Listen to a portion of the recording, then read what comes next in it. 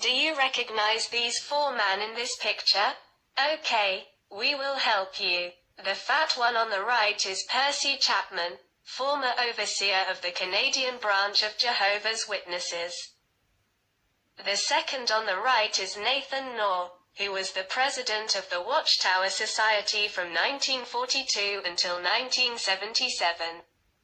The next in the middle is William Howe, who served as legal representative to the Watchtower Society in high-profile cases, including in the Canadian Supreme Court. But the last one on the left is the Scottish-born Leo Kincaid Greenlees, who was the Secretary-Treasurer to the Canadian branch, but by 1964 was assigned to the world headquarters of Jehovah's Witnesses in Brooklyn, becoming automatically a member of the governing body since 1971 until 1984. However, what do these men have in common? Well, all of them were Freemasons, and all of them played significant roles in defending the Masonic interests inside Jehovah's Witnesses organization. However, there's something more in common between some of them. For example, Percy Chapman and Leo Greenlees were assumed homosexuals. And while they served in the British and Canadian branch, they had a romantic relationship. Percy Chapman's homosexuality was later on exposed, and instead of being DIS fellowshipped, Nathan Knorr, who handled the case himself, demoted Chapman from branch overseer into a janitor, with the condition that he would find a single sister for himself and get married. However, Chapman was totally anti-marriage, giving himself the instructions that New Bethel boys would never contemplate marriage.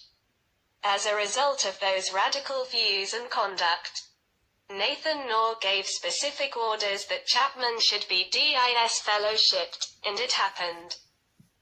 One interesting detail regarding Chapman and Greenlees' homosexuality is that the Canadian branch at that time was located in Irwin Avenue, exactly at the center of the Toronto Gay District. And the Kingdom Hall in which they used to attend the Bible sermons was above the Parkside, one of the most popular gay bars of Toronto, during the 50s and 60s. Coincidence? Or a clarifying detail? But what about the Scotsman Leo Greenlees?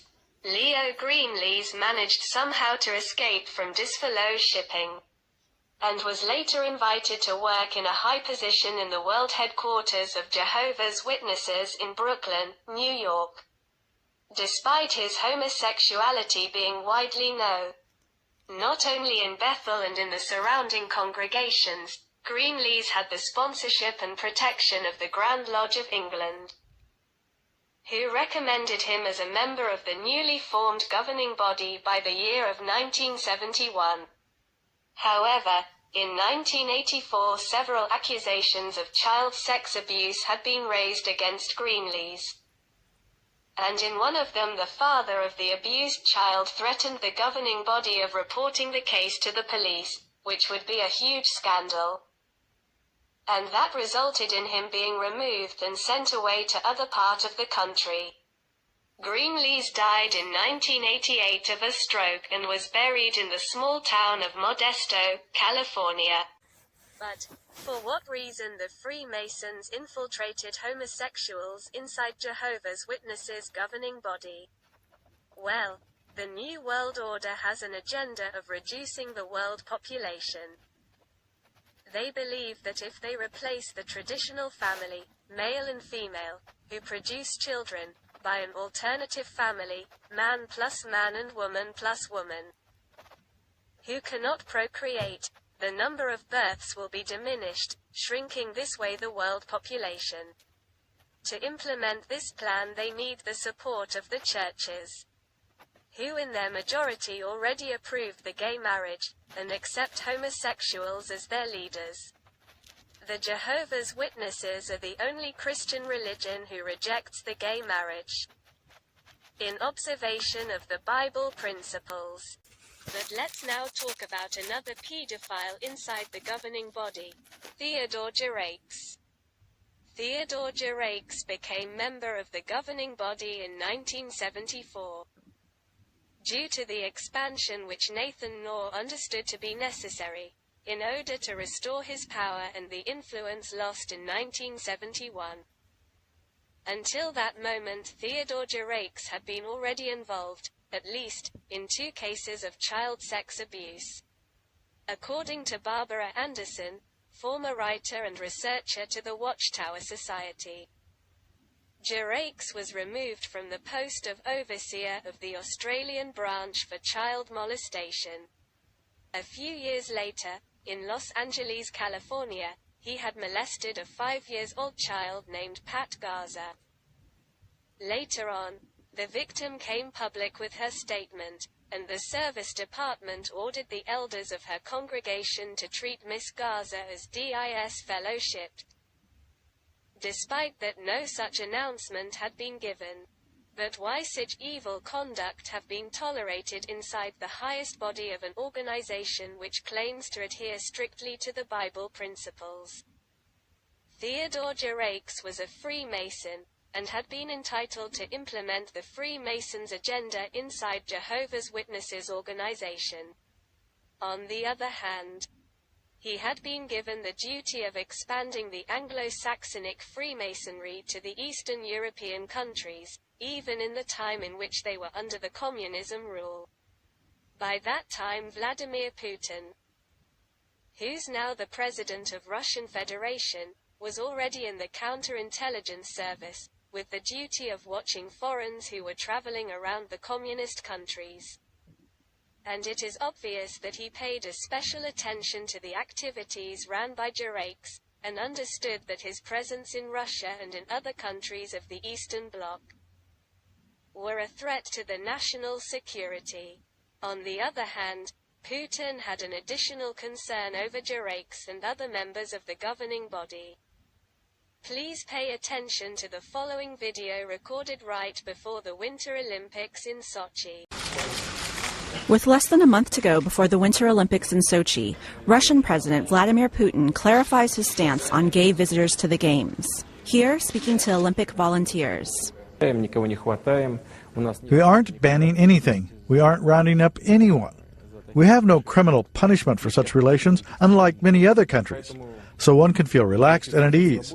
But please, leave the children in peace. Putin on Friday referring to a law signed last June banning so-called gay propaganda to minors. But is not only the personal conduct of individual members of the governing body of Jehovah's Witnesses which caused concern to the Russian government. The other issue was the rise of power which Theodore Geraix, a Freemason, gained inside the religion. After the death of Frederick Franz, Geraix took almost full control of the governing body. Barbara Anderson, Indiana, one of her interviews had mentioned that many in there call him the boss.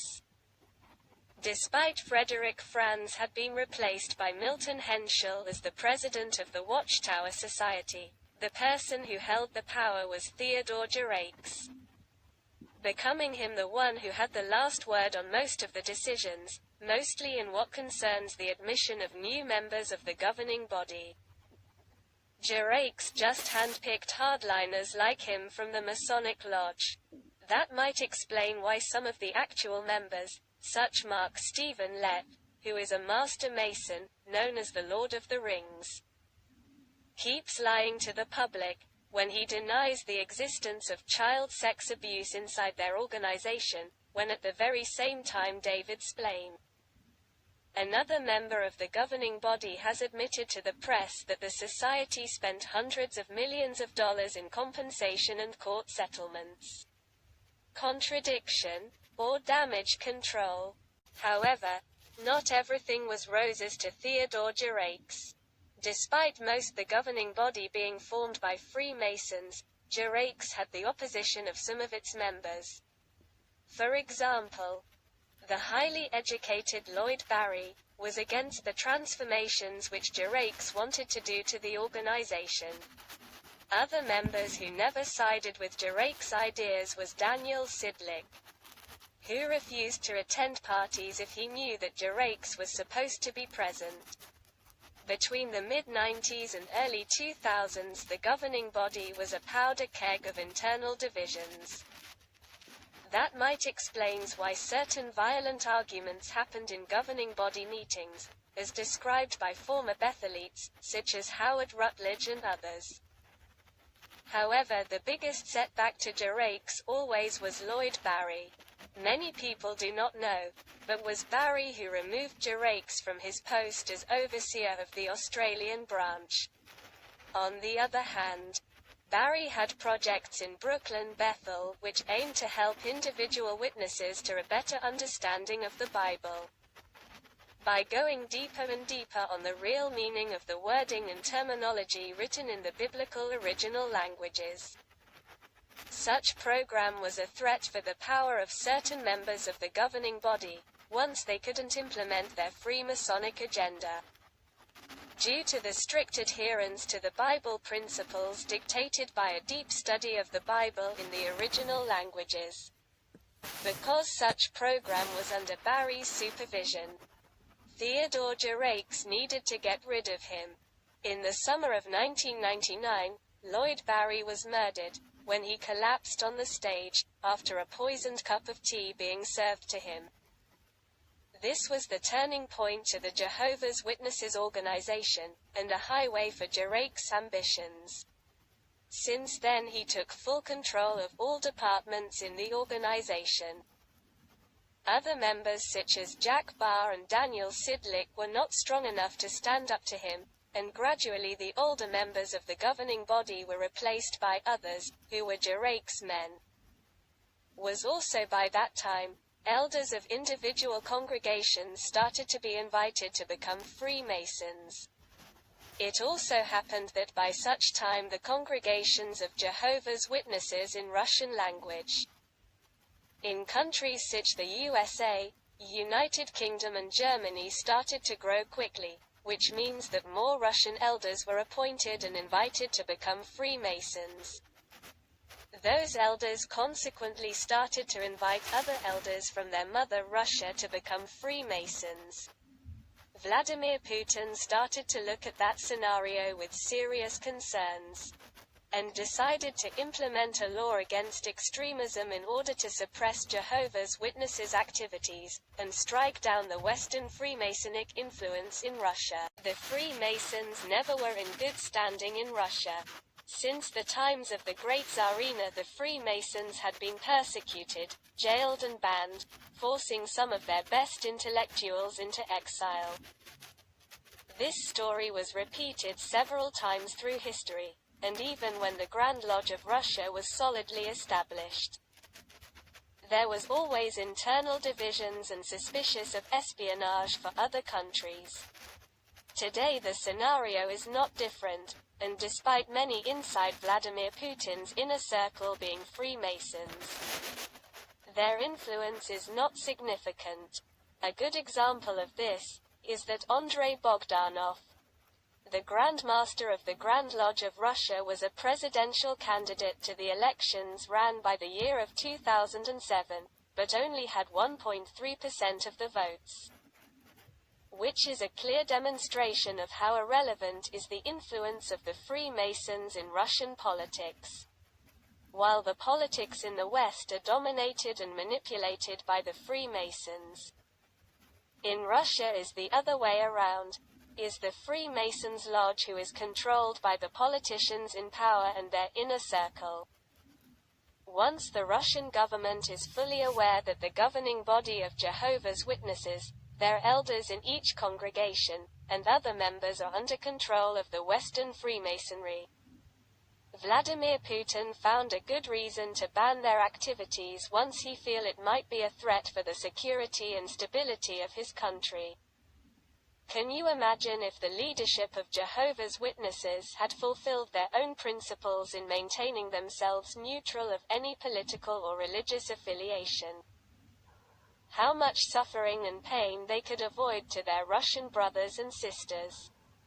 This means that the ban on Jehovah's Witnesses in Russia, and all the consequent mistreatments, is caused by their own leaders violating the Bible principle of neutrality.